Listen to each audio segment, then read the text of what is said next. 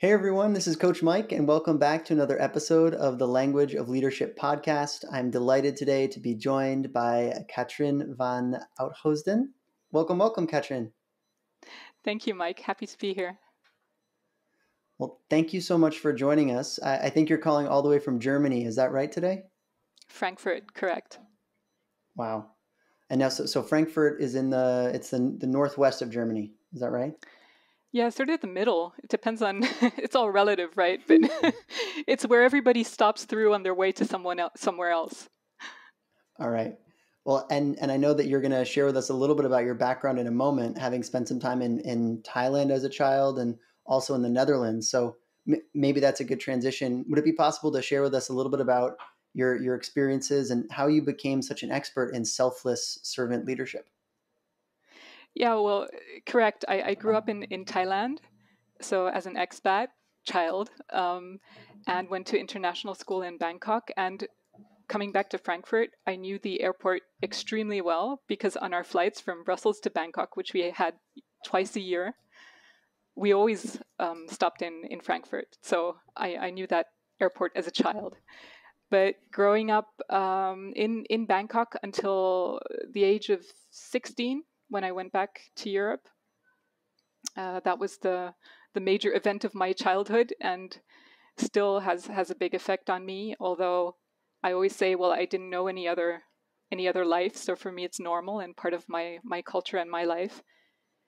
But this was growing up in Asia, in Southeast Asia, among very different cultures at school. So we had international school, 40 different languages and nationalities just in one year, and meeting completely different perspectives, backgrounds, cultures. For us, for example, it was completely normal that the person you were playing with would have a different religion, speak a different language at home, have a different skin color.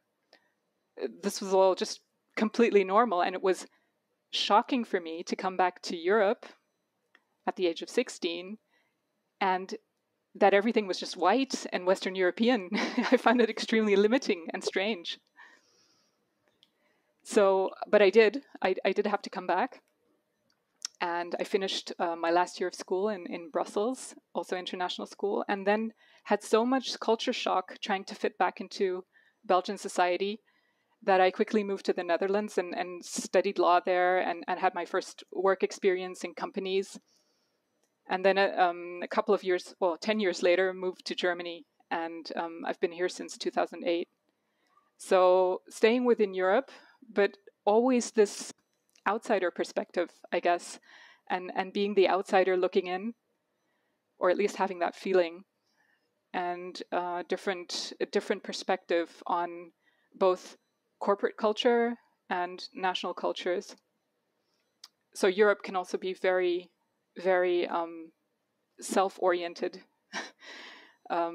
Many people I worked with in European companies had no or very little international experience. And especially in Germany, which is a strong culture with a big country behind it, there's a lot of sameness and sometimes a lack of understanding of the world out there and different perspectives. So these were all challenges I faced. And maybe, I'm not sure if that's true, but that's the bridge kind of to how I ended up with in Selfless Leadership, because most of my work was in traditional organizational development and change management. And I kept running up against, well, I want to change everything for the better, but it's not working. So no matter which theory or new tool or trick or workshop we would implement, people don't change. Well, they do change, but it's just not plannable or manageable. And as from a private point of view, so from in my private life, I experienced a transformation or an awakening, if you will, an understanding more of the our true nature, the spiritual side of being human. And at a certain point in time, these two merged. So I was able to, and I wanted to, bring this understanding of what it really means to be human into the world of work. Because at work we're humans, and part of this, where we don't want to change. Why don't we want to change? We're stuck. This all has to do with our ego and who we are as human beings. And that kind of led to focusing on the coaching, focusing on leadership development in this area. Well, it sounds like, Katrijn, that your whole life experience has really almost perfectly prepared you for this moment to be a coach and a guide in helping other people awaken the servant leader within. And we'll jump into your book, Selfless Leadership, which was published earlier this year in just a moment. But maybe even before we get there, a theme or something I heard from what you were just sharing that may have led to you striking out on your own as a coach, I'm not 100% sure, is that when you were working in larger organizations, looking at organizational development and coaching and teaching and helping leaders grow, it almost feels like even if we're presenting new models or tools or ways of approaching the world, that everyone still has some type of veil of their own personal experience that is coloring their perspectives. Did I sort of read between the lines there and get that right? Yes, that's been my experience. And a veil is a nice word for it. So sometimes I call it a bubble or a cage. We come into this world as babies, and we're free. We don't have anything limiting us. You have to teach a baby concepts and beliefs. And over the course of our lives, and already as very young children, we learn concepts and beliefs and biases, assumptions about how the world works. And these are partly helpful. We have to be able to talk about, this is a tree, this is a house, this is your mother, this is your boss. These are important concepts to learn and what that means. But we also learn to take on beliefs about ourselves, and many limiting beliefs, right? So I'm not good enough the way I am. I need to improve. I'm bad at maths, or I'm extremely good at maths, or I need to achieve something in this world and make a success of myself, and that's going to take a lot of hard work, whatever it is. And it's different in each culture, but also different in every family, what the beliefs are that we take on. And it's inevitable. It's not something that we need to stop doing. We can't just, not have any beliefs. We have to develop a self and an ego and a self-concept. That's all good. That's part of being human. However, it's also a limitation, because it means we're always stuck in this mindset bubble, filtering reality through this lens. And that can be sometimes helpful, often very limiting. So for example, when I meet you and we see each other, the first 30 seconds, all these biases, beliefs are triggered. Oh, this is a male, American accent, bookshelves in the back, the whole thing is running on autopilot. And most of that I'm not even aware of. Well, don't hold the American part against me too much here. In terms of your childhood and your life as a teenager, you mentioned you were in Bangkok and then back to Belgium.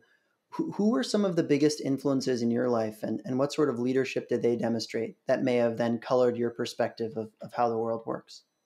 I think for me, it was mostly the type of teachers we had at school, because this is part of, I think, the privilege of growing up as an expat and going to international school, is we had some of the very best teachers. We also had bad ones, but we had some very open-minded, well-educated people. And precisely because of this international atmosphere, there was a lot of, break out of these limitations, see the world as it is, plurality, diversity, different opinions, form your own opinion, develop a personality and stand for it. So sometimes I describe it as it was the best of the American school system, but merged with a kind of international perspective.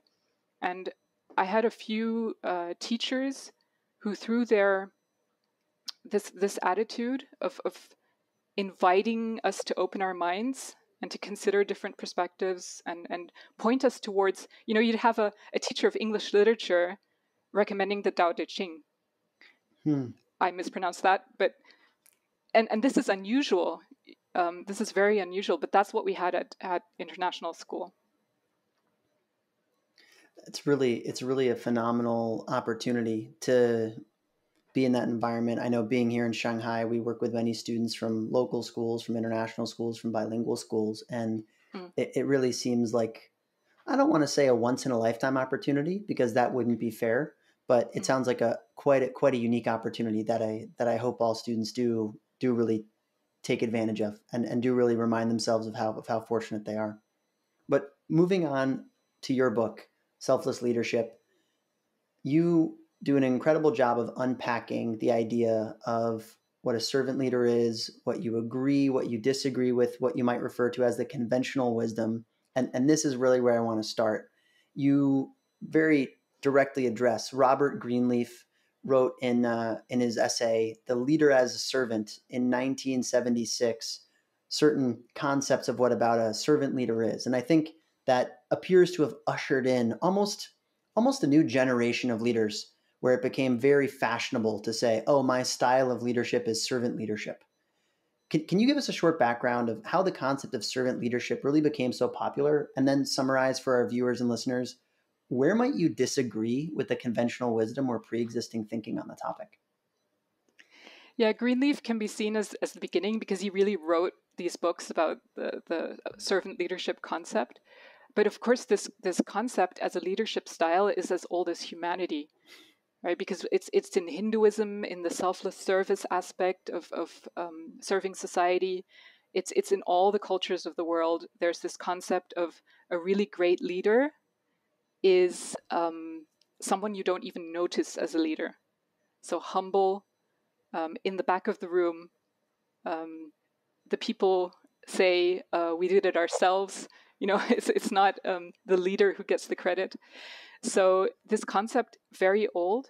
Greenleaf reintroduced it in the 70s, and it for him it had a bit of a Christian background, so very much being in service to others and following the example of Jesus. But it's come back into the mainstream business culture because of the whole agile movement. So the concept of agility or agile cultures doesn't have this top-down hierarchical leadership concept, but the idea is more that the scrum master, the coach of the team, is a servant leader. So now it's back, and everybody wants to be one because it just sounds cool and it's good and it's beneficial, and employees want this, right? Companies want this type of leadership because it's been proven to lead to higher performance, to more motivation, to employees that want to stay and trust the company they work at, psychological safety. All these concepts that are really in at the moment are supported by a servant leadership style. However, this form of servant leadership, it's very much, first of all, it's sold as a style. So it's something you try to be like this. You're supposed to attempt to be a servant leader and work towards this by using specific, fostering certain qualities within yourself or learning specific tools and skill sets. And this is where I disagree. Because this is adding on something to yourself. It's saying, Mike, you're not a servant leader now. You have the potential, if you work hard on yourself and you learn all the tools and you learn a specific skill set, maybe one day you'll be one. And it makes it into this ideal that we're trying to reach. I've found that service, being in service to others and to a greater whole, is what our true nature is. We already are that. We find meaning and purpose in our lives, and we're at our best when we're in service. And we know this already. But on top of this, we've piled all these ego concepts that we talked about earlier. I'm not good enough, I need to do this, and all these beliefs. These are stopping us from just being our true selves, which is to be in service. So I turn it around. I say, instead of, learning stuff and adding stuff onto yourself, we're going to take away, unlearn all these false beliefs about yourself, and what you're left with is servant leadership. And that point right there on unlearning, I think, is really worth diving a little bit deeper into. You write in the book one of the most arresting sentences that I've found in books today, which is, since birth, we have been belief collectors. Our surroundings told us who and what we are. Experience seemed to support or contradict this. And out of this medley of influences, our self-narrative was constructed. And Yes. later you really share with us that we need to unlearn certain things, mistaken assumptions, beliefs that we need to be in control, that we're limited, that we're separate, that we need to attain and achieve. And maybe we can get into this later in one of the key insights, but what is the importance of unlearning, and how do we unlearn? Yeah, so what we construct is this concept of being a separate person, a self, a character. I'm the character Katrijn, and these are this is my skill set, these are my strengths and weaknesses, this is who I am. And the thing is that, as we also already kind of touched on, this filters everything I do. So when I'm in a conversation with you, we're working on a project, you and me, I'm going to be filtering everything you say and everything I say and that happens through these beliefs that I've collected about myself. Oh, Mike said, you're late with this deliverable. Immediately I feel attacked because I have the underlying belief that I'm lazy. I don't know. So you don't mean anything by this statement, right? You're just you're just stating a fact. You're late with the deliverable, but immediately my ego is triggered because I have the internal belief that I'm a lazy person. So this very simple example, this is happening multiple times a day. And we're always projecting this into the outside world. So it's, my boss is really difficult to work with. She's always too direct. Well, why do I feel this? Because the things she's so direct about are things that trigger me, because they trigger beliefs I have about myself. So in this bubble that we create, we filter the world and we interpret the world always towards ourselves, concerning ourselves. And this limits us. It means we're not free. We're not free to just react to reality as it is. We're always concerned about ourselves. We're selfish, self-interested.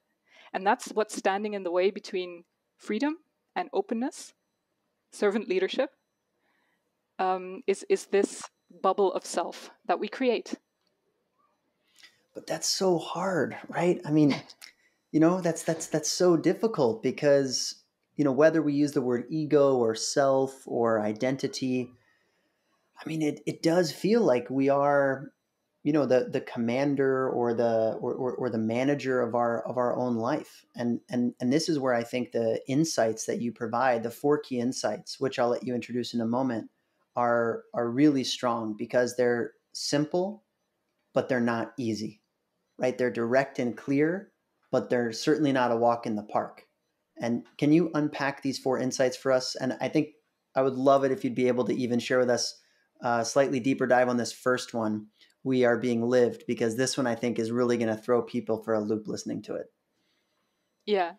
So you started by saying this is difficult. And that's another belief. That's another thing that we learn, because part of the construct of the ego is, well, this is my safety net. This is what makes it possible to survive on this earth and in my life, is that I have an ego and it looks out for my self-interest. So part of the program, part of the belief system is, well, seeing through that, or seeing the illusion of that is going to be really, really hard work and very difficult.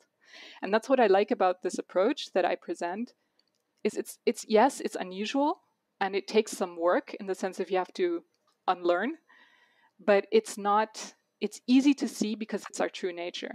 And the way that you can see this is by seeing these 4 insights, as you mentioned. And the first one is, we're being lived. And this really says that we learn also as small children that we do our lives.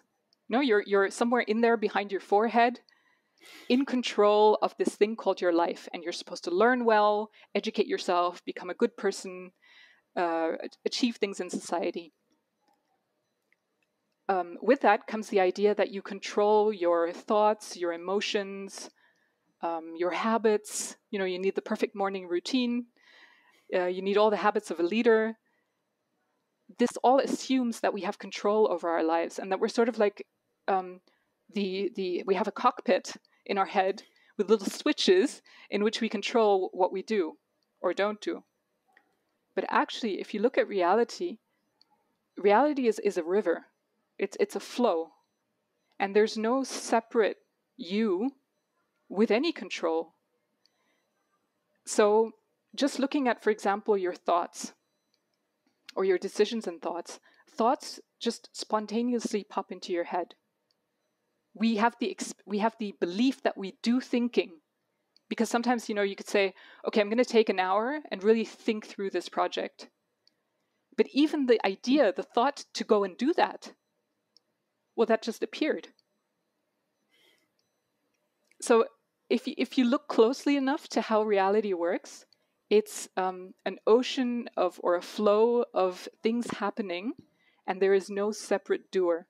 So in Zen Buddhism, in mystical traditions, there's always this understanding: you are being lived. The universe lives life through you, and you are a part of that. You're not a separate separate entity in this ocean that has its own control. This is very, very difficult for the ego to accept, because the ego is the whole idea that I have control. So I always say in coaching, if you get this, you're home free. The other 3 insights are easy after that. And we can come back to that in a second, right? So that's the first one, we're being lived. The second one is we are new in every moment. And this is really about this belief system that we adopt.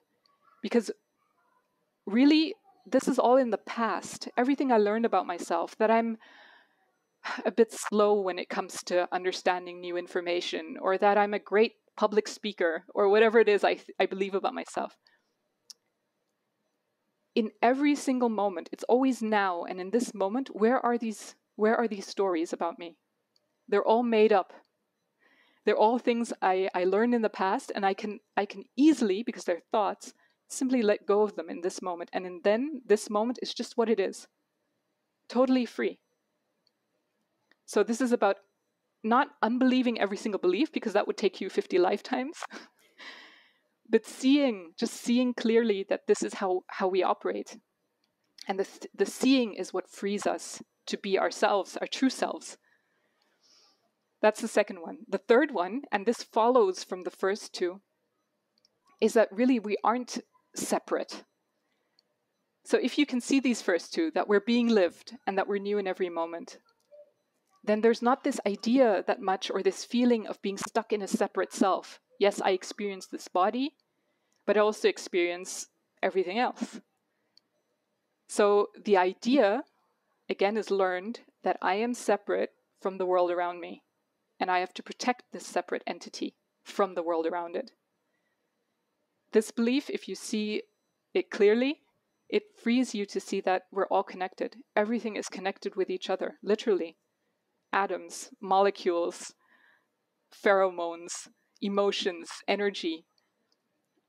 The idea of separation, separating me from the table, me from somebody else, these are constructs. They're useful, but they're constructs.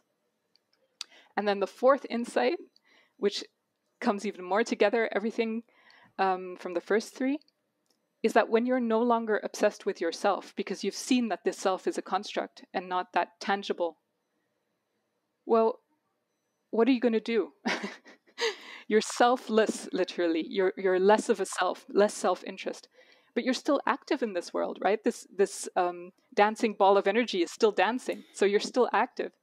But this activity is then naturally in service to others in a greater whole, because you're not so interested in yourself anymore.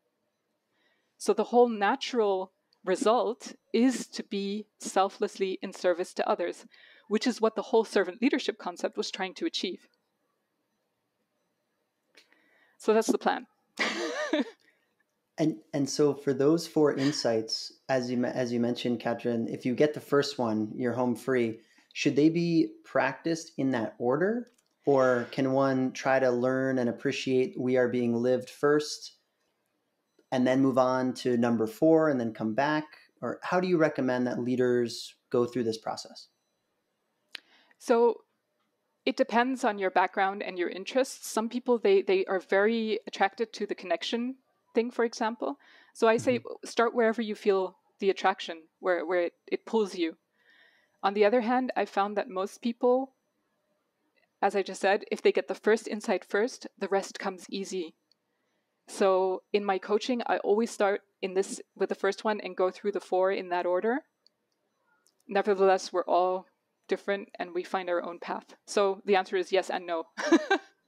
Got it. Both.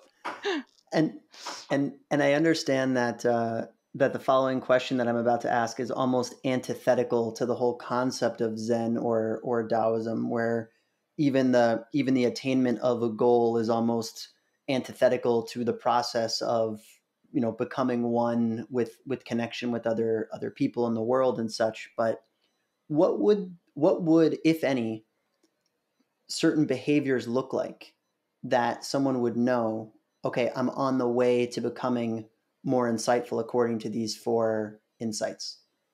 What would some of those behaviors or results look like?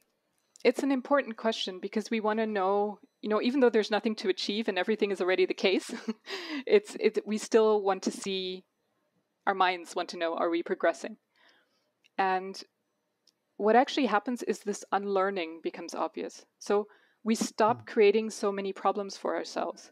If you're very stuck in rigid beliefs and they're limiting and difficult, you create suffering for yourself. So you feel, I don't know, I'm a young girl, I don't feel pretty enough. I'm a young man, I'm not successful enough. Whatever it is that you're believing about yourself causes you stress and frustration, maybe anxiety about the future. So these things, because you see, oh, this is just a belief I adopted. It's a thought. It's not who I really am. This is the freeing thing that happens very quickly. So you're less of this frustration and stress.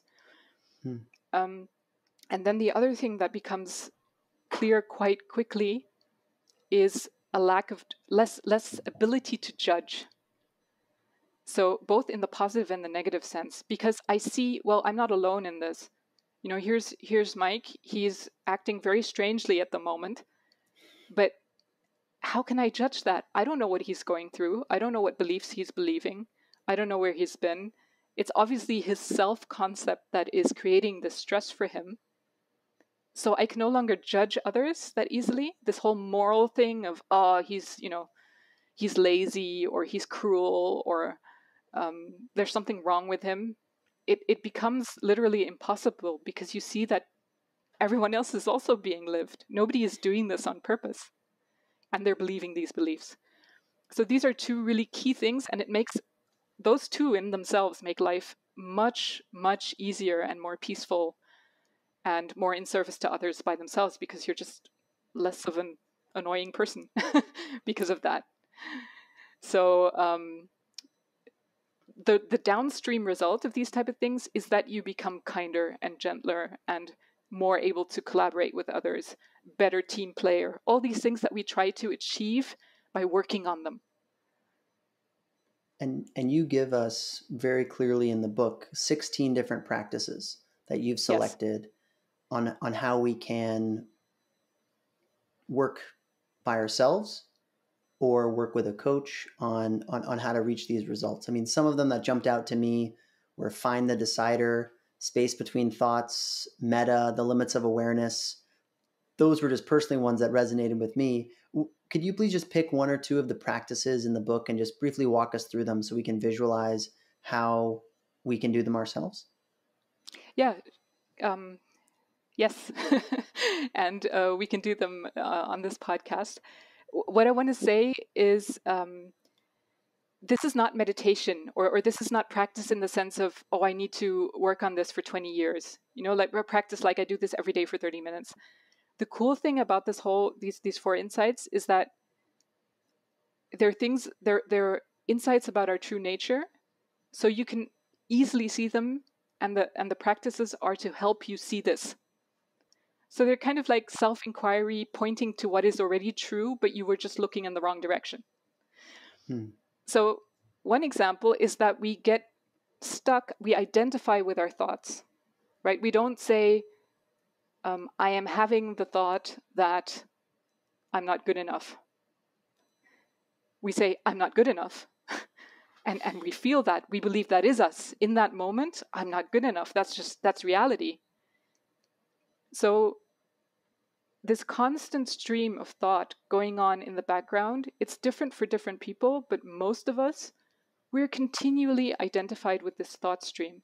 We believe it's important and it says things about who we are, and we have to listen to it. If we stop listening, something bad is going to happen.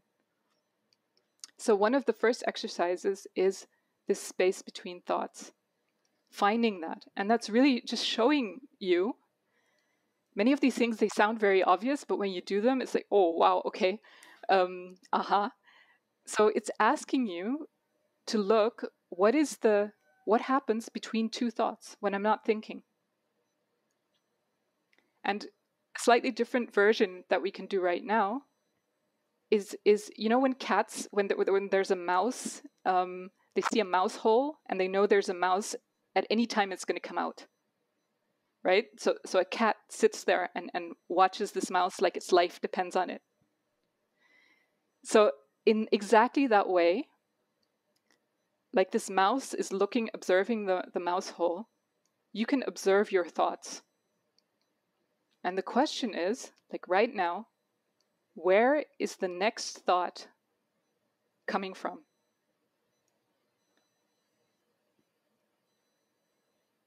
And then boom, there it is. But what that does, that practice, is it shows you that before that, right, before the thought comes, whoa, there was no thought. So in this practice by itself, many people, they're like, so what? Tell me something new. But that's the mind. The mind is very, oh, I know that. I've read that somewhere. Ancient history to me. Give me something exciting. So that's also where a coach is important, to come in and to really, help you focus on these things that the mind doesn't want to see. Well, just because we think we've heard an idea before, A, doesn't necessarily mean that it doesn't help to be reminded of it. B, I think looking at it in a slightly different way or hearing it in a slightly different metaphor or an analog that you just shared, for instance, like the cat and the mouse, right? That immediately gave me a different visual than I had heard for something similar before.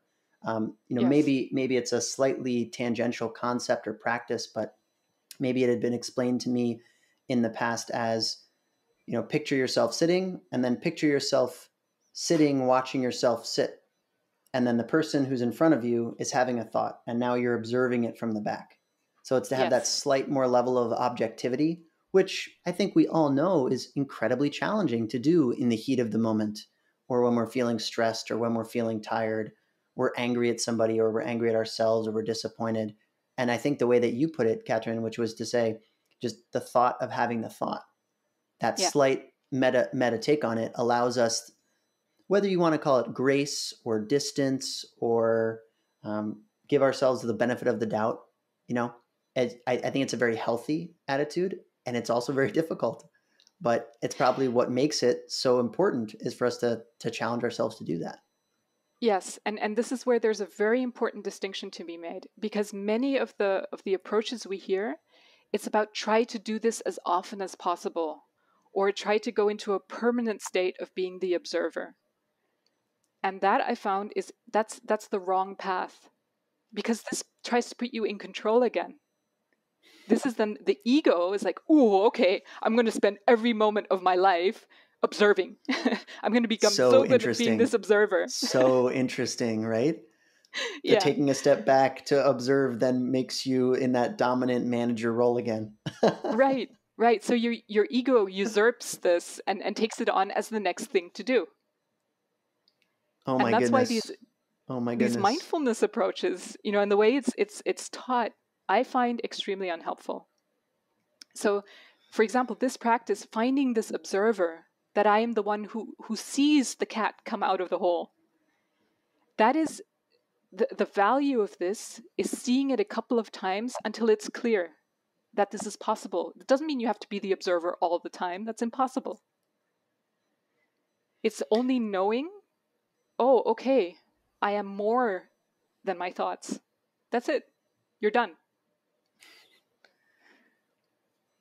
this, I think, relates to a concept that you described just towards the end of your book, and maybe we can end on this general discussion and maybe even tee up our next discussion or your next book. I'm not sure what's coming next, but this concept of non-duality.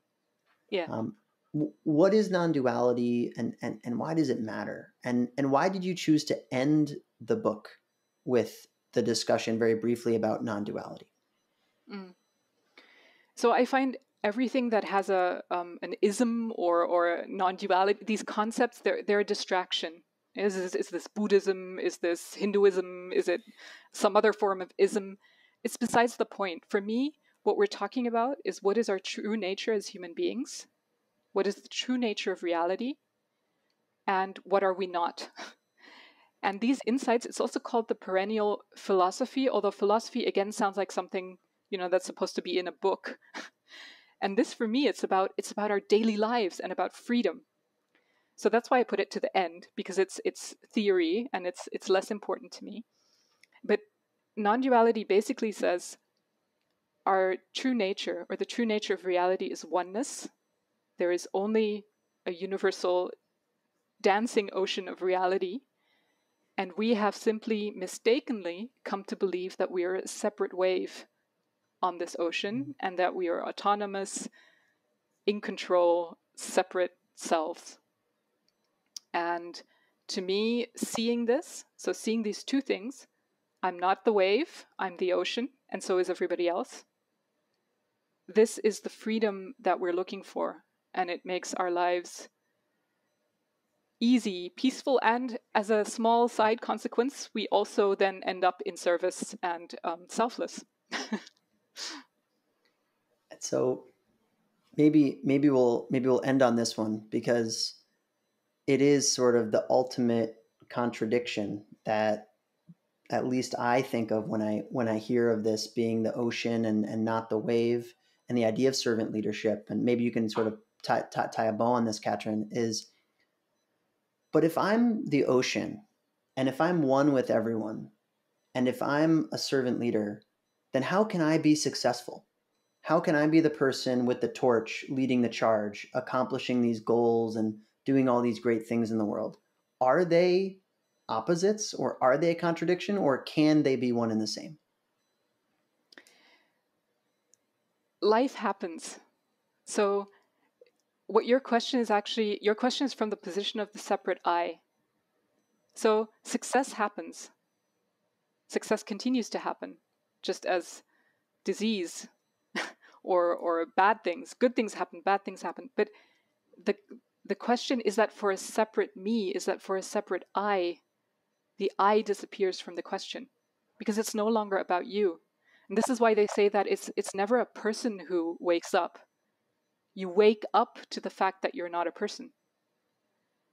So the ocean wakes up to itself. So there's no more question about what the success of the wave is. Because the wave sees, oh, well, I'm just part of the ocean. Success and questions like that, they can only come from a separate self that wants to be successful. So by bringing success to the ocean, the community, the people who I serve, the people who, or not even I, the people who are being served by my small piece of the ocean, in so doing, will lift up everyone, and the rising tide will lift all boats, and I will also have some of that success. Is that right? Yes, but I would even take out this aspirational stuff. So I'd say that is already happening. So there's nothing, as a person, there's nothing to do. The only thing we need to do is to see we're not there. I mean, that we're not in the picture. There's only everything. And that is it's the freedom from the self and all problems, because all problems are for this self that wants something or needs something. And so even the problem, if you want to call it that, or the ambition of servant leadership, the question disappears. It's no longer how do I be a servant leader? Or what do I do? Or how do I get there? It's, well, without the I, this whole thing is service. That's just what it is already. We're already home. Well, there, I think, is a great place to end, and a good reminder to all of us that even if we do read the book, read the text, go through the practices, sometimes it helps to have somebody to work through them with us. And Katrijn, could you share with us a little bit more about where we can go to find your work and a little bit of information about your coaching practice? Yeah, so I wrote this book that you mentioned a couple of times. It is actually exactly what I do in coaching in book form, because I wanted to present that to as many people as possible without me having to speak to all of this in one-to-one coaching. And it's the book I would have liked to have 10 years ago, because the practices that I found to work, etc. Nevertheless, what happens is that we try to understand this by using the mind. So some of the things these practices point to, they're outside of our paradigm, outside of our comfort zone. And for this, you often need a coach to reflect and to verify what you've seen. You know, is this the right direction? Is it that simple? Is it really this? Or am I off on a tangent? And that's what I do in coaching. So I work with people one-to-one only, because I found that it takes almost like a crazily rigid approach for something so non-rigid, to take people through this process. Okay, look again. No, look again. You're thinking about this. You're not doing the practice. And I do this with people all over the world. I have a website that just has the basics to book this with me, because now it's a 7-week program for leaders who really want to get this, who really want to, go all the way. And yeah, I do exclusively that with people from all over the world. Brilliant. Well, thank you for the introduction, Katrijn. We'll make sure to link to your website and also link to the book. Once again, the book, which is highly recommended, is Selfless Leadership, a complete guide to awakening this servant within. And Katrijn, really appreciate your time. Thanks so much for being with us today. Thank you so much for having me.